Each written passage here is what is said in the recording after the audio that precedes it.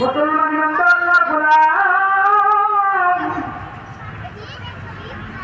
সুতরাং আল্লাহ তাআলা বলেন আর রহমান আল্লামাল কুরআন খালাকাল ইনসান। আল্লাহ তাআলা বলেন বান্দা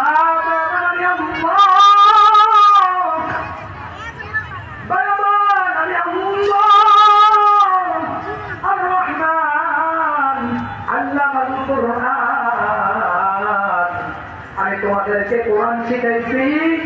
আর রহমান আল্লামাল কুরআন খালাকাল ইনসান। বুঝা গেল যে বান্দা মানুষের ঘরে জন্ম নিলে মানুষ হওয়া যায় না। আগে কোরআন শিখতে হবে, কোরআনের কাম অনুসরণ করতে হবে। কোরআন শিখার পরে বান্দা মানুষের ঘরে জন্ম নিলে মানুষ হওয়া যায় না। কোরআন শিখার পরে তাহলে বান্দা মানুষ হইতে পারে। কথা বলেন ঠিক কিনা? তাহলে কোরআন শিখা ছাড়া, হাদিস শিখা ছাড়া, ওলামা কেরামের অনুকরণ করা ছাড়া কখনো কোনো ব্যক্তি পরিপূর্ণ মানুষ হইতে পারে না। কোরআন মানা ছাড়া, কোরআন মাইনাস করে তুমি মানুষের কাছে থাকতে পারো না। কোরআন মাইনাস করে আবু জেহেল মানুষের কাছে নাই। আজকে কোটি কোটি টাকা দিলে একজন মানুষের নাম আবু জেহেল লাগবে না। কথা বলেন ঠিক কিনা?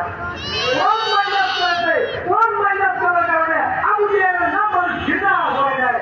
আর কোরআনকে মানার কারণে ওমর আবু বকরের নাম মানুষ ধোক্কা খাবে না। কথা বলেন ঠিক কিনা? মুসলমান ইমানদার আল্লাহর গোলাম। সুতরাং তোমার কোরআন শিখতে হবে।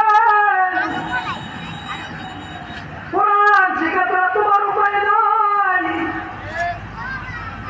আবার কোরআনের ব্যাখ্যাগুলো সঠিকভাবে মানুষের সামনে প্রেজেন্ট করতে হবে।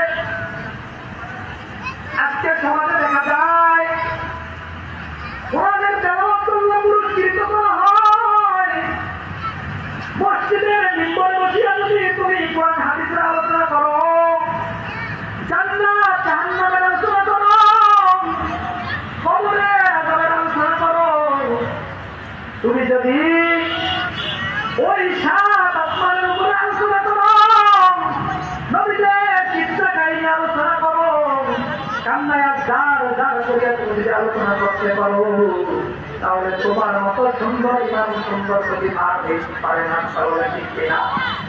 আর যখনই তুমি জমিনের উপরে বাস্তবতা নিয়ে, জমিনের উপরে প্রেক্ষাপট নিয়ে, জমিনের উপরে বাস্তবতা নিয়ে শুধু মুসলিমটা দখল করে, জমিনের উপরে দখলবাদী চান্দাবাদী রাজনীতির বিরুদ্ধে তুমি যখন সোচ্চার হয়ে আলোচনা করবা, তখন তোমার বিরুদ্ধে একদল চান্দাবাজ লাগাতার চান্দাবাজ তোমার পিছনে লেগে যাবে। কথা বলেন ঠিক কিনা?